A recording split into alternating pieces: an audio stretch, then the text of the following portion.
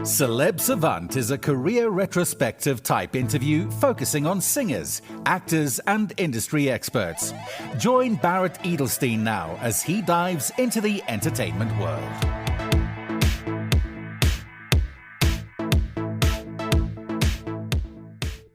American singer-songwriter Melanie MacLaren is a classic fingerstyle guitar player that grew up playing classical but uses ambient, beds and distorted trad instruments to punctuate her compositions.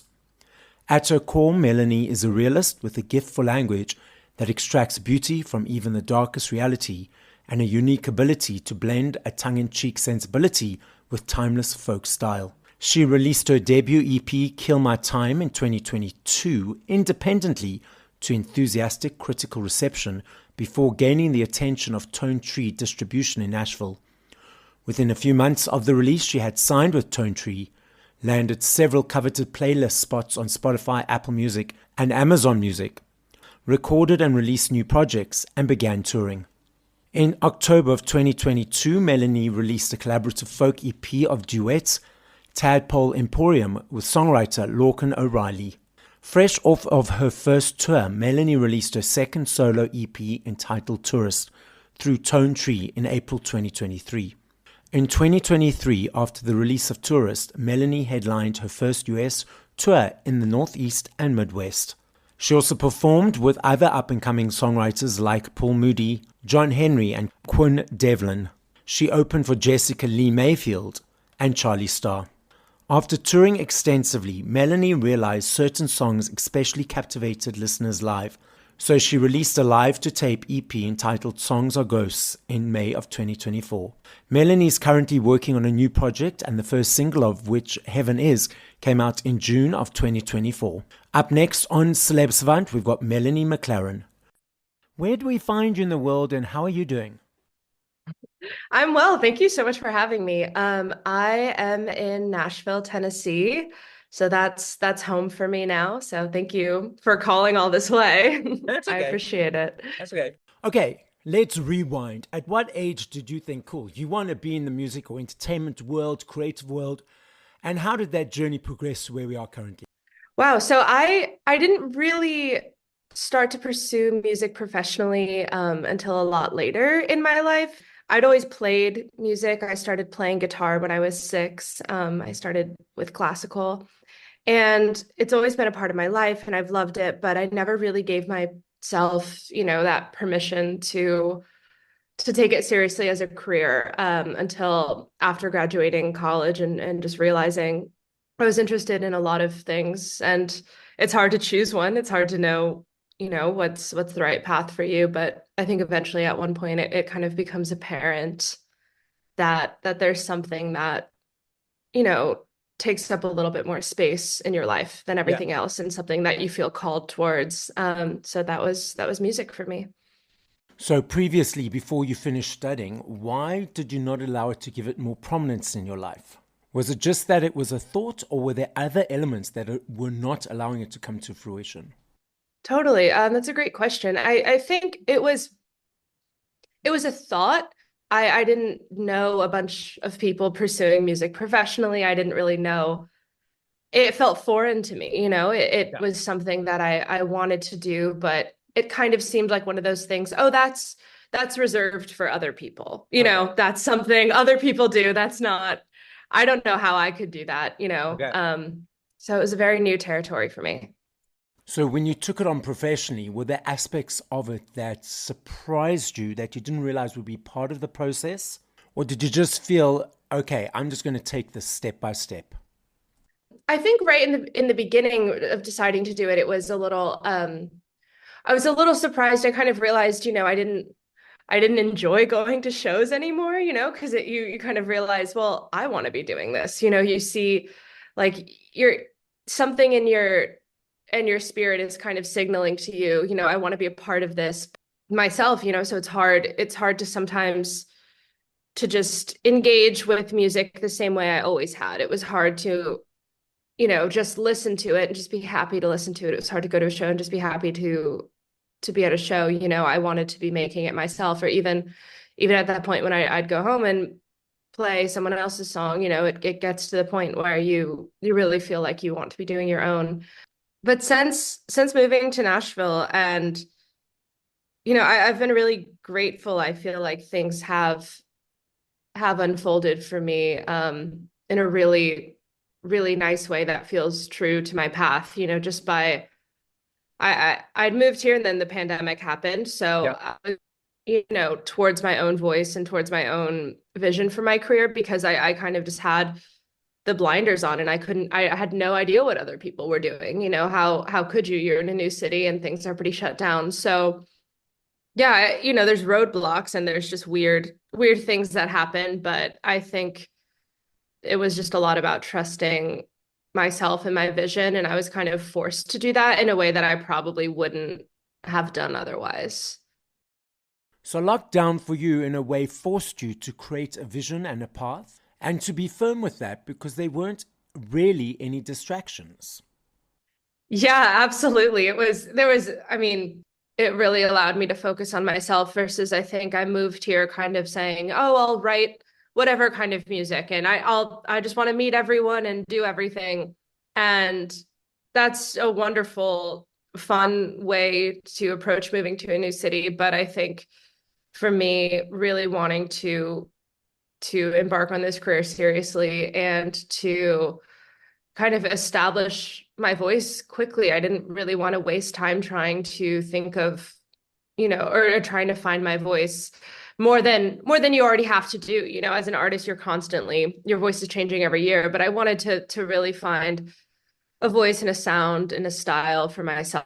Able to do that during what was, I know, a very globally very difficult time. I felt very fortunate to be safe and to be with myself and my thoughts, really, and just start taking my career seriously. So it was wonderful for me in that respect. From 3 to 4 minutes in creating a song, is it easy every time? What motivates it? What invigorates it? Let's unpack your creative brain. Great. Well, it's not easy every time. I wish it was.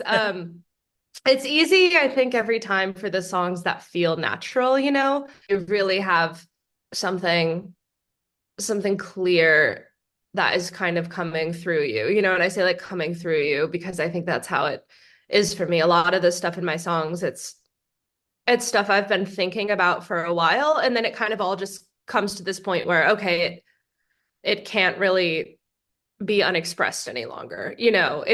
I feel like I rarely sit down and say, I'm going to write a song about this situation. I'm going to write a song about this person. It's just this kind of like amalgamation of everything I've been thinking and feeling and living, everything I've been consuming, what I've been reading or watching. It just all kind of morphs into one thing and comes out when I start writing. But I don't think it's easy for something to come out, it's easy for a melody to happen. I think sometimes that can be easier for me, like a melody on the guitar. I think every time I pick up my guitar and I can write a nice melody, and be happy with that as just a melody. But I think to have a song that number one gets finished, that feels like start to finish, that's everything I wanted to say. That's fully complete. Like that's an arc. That is less common, I can write stuff and write a nice verse or a nice chorus.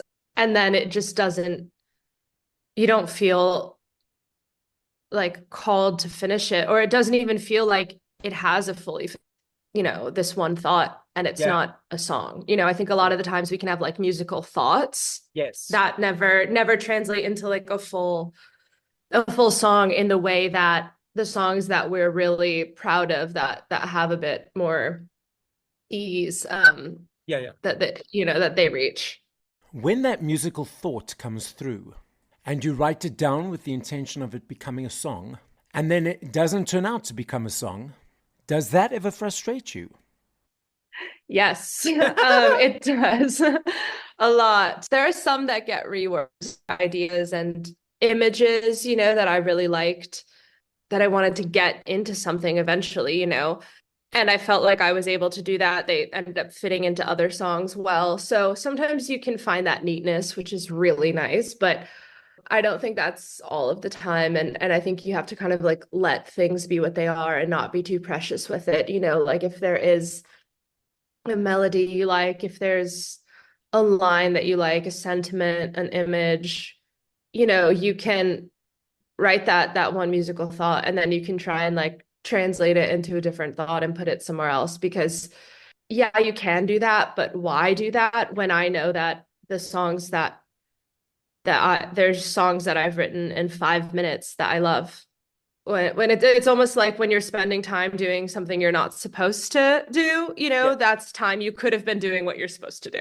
Yeah, So yeah. I'm just like, you know, if I'm working on this song that I really shouldn't be working on, that just really isn't going anywhere, like just maybe put it away and write the song that does feel like it's taking off a bit more for you.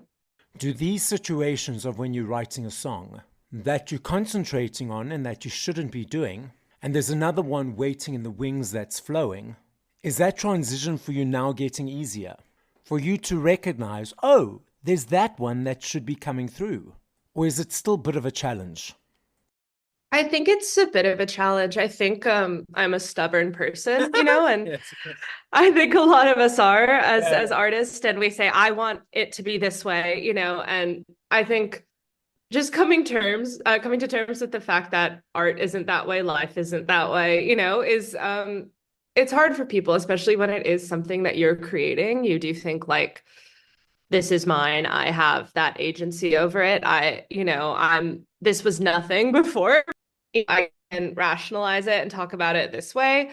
What is next? What's happening short term and long term? I have songs that I've been working on, you know, all year. So, you know, they'll be coming out eventually, which is exciting. I've just released an EP. So, you know, just continuing to kind of play those out and promote them. But, you know, really just I'm excited for everyone to hear the new stuff too as well. And what do you enjoy about performing live?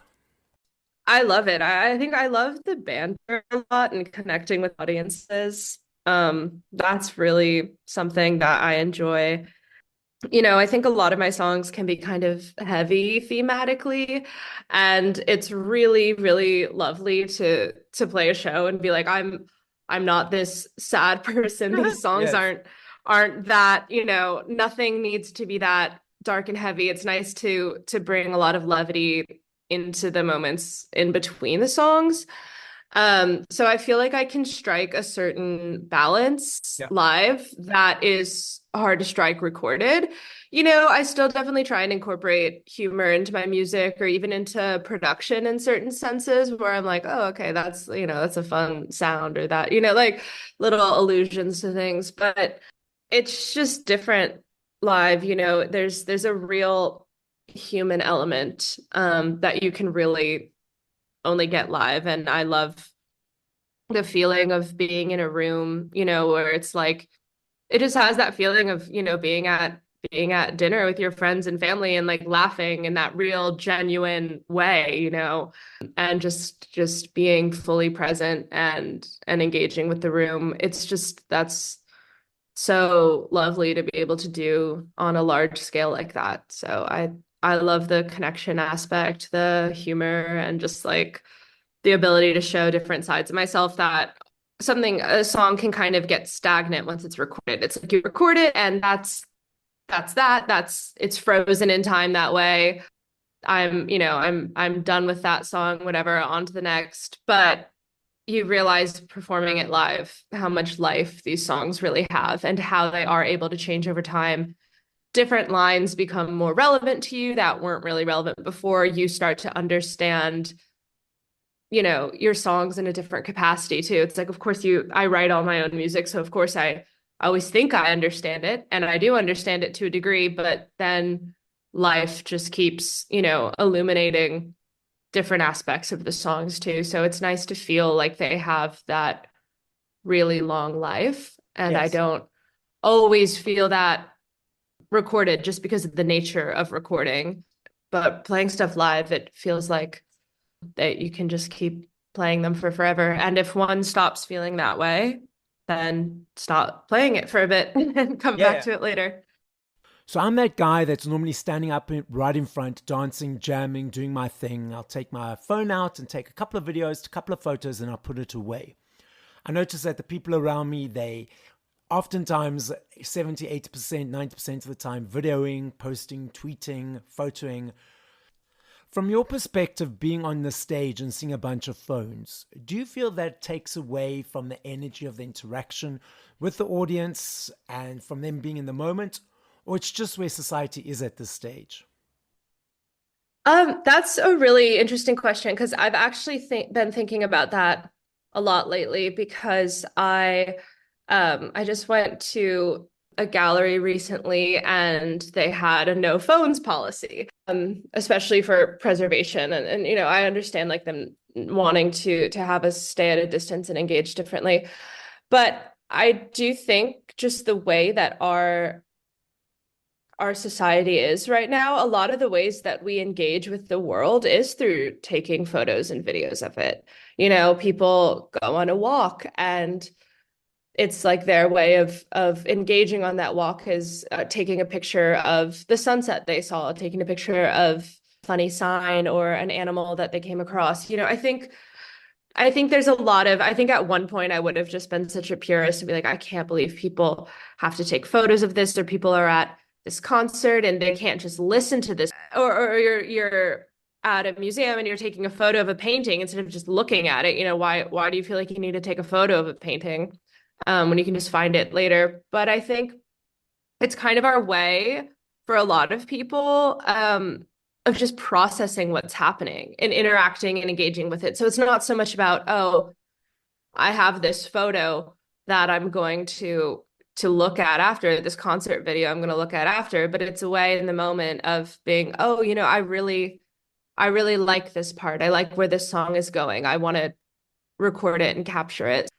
Whatever, that's a little disruptive. I mean, again, you get a little annoyed if a friend does that to you while you're talking one-on-one, you know, it's just, but I think like I think a lot of the time it really is just like another lens that people experience the world through. And I want people to experience it that way if that feels, you know, if that feels like necessary and good to them, or if they feel called to record and take photos. You know, it's like just means that they are trying to engage with what's happening. So I guess I'd rather see that than people not paying any attention. Yeah. I love this game. I know if I had to ask you this question in 2 minutes, 5 minutes, 8 years, I know your answer will be different every time because there are millions of them. I recognize that and I understand that. I'm not saying favorite, I'm saying top of mind. But if you had to push play to 5 songs by other artists once we finish this conversation, what would those 5 songs be and by whom? Okay. Well, this is kind of easy because I feel like the way, you know, I've been listening to music a lot. If I'm listening to it on Spotify, they all come up there. Yeah. And so then it kind of gets you in this trap of listening to the same artist over and over again. Yes. So I think I have been doing that. So it should be a pretty easy question for right now. Right now I've been listening to a lot of an artist, Mick Flannery. I don't know if you know him. He's a songwriter out of Ireland. I really love listening. I listen to a lot of Warren Zevon. I really like him just because I feel like everything is so unexpected and you kind of don't really know where everything is going to go in a song, musically or lyrically, and that's fun for me. Kind of in that same vein, I kind of grew up, you know, not grew up, but had my formative teenage years listening to a lot of Lana Del Rey, which I think is something a lot of people my generation did. And that's another one of those where you kind of don't know where the songs are going, you know? And she'll really throw a curveball. So I like stuff. I definitely listen to a lot of her, like out of habit, you know, it's my 15-year-old self-pressing play. And it's nice. It's nice to have that. It's nice to have those artists that grow with you. That's something I grew up listening to. My parents, like, we've had a lot of like Gillian Welch, Alison Krauss, that kind of like revival stuff. So that's super nostalgic for me and just interesting. And probably now Lucinda Williams too. Definitely been listening to a lot of her. I love her music. It's just like it's just every song is just so solid in the writing and what she's saying. It's so clear the way that she communicates. All of her songs really they feel tied to like a landscape and a time and place, and I just kind of feel like I'm on a journey whenever I'm listening to them. So yeah, they all change like you said, but Yeah. they all have, some sort of quality where it's like I feel like I'm getting sucked into this certain world. I Yeah. think any artist for me that is really good at world building is going to be the ones that I go back to. I like how you phrase it, press play instead of like, who are your favorite artists or what is your favorite song? Because that stresses me out so much because I have no idea. But this is easy because it's like this is kind of that, okay, I open my phone and what in my head is music right now. What am I playing? So that's Exactly. yeah, no, I love that. Yeah, it's like a reaction. So the podcast is listened to throughout the world. So as a final message, what would you like to say? Well, thank you so much for listening. I just feel really grateful anytime anyone is listening to artists in this capacity because we get to say so much, with our songs. And but I feel like that is just a little snapshot. You talk a lot about difficult stuff in the songs. You talk about grief, love, life, but it's nice to just to be here and be a person and chat for a little bit and connect with new people and experience life in this way that's a little bit more personal. So it's been lovely to be here, and thank you for having me. Thank you for listening to this episode of Celeb Savant. Please follow Barrett on TikTok, Instagram, YouTube, and Facebook at Celeb Savant. That's CelebSavant.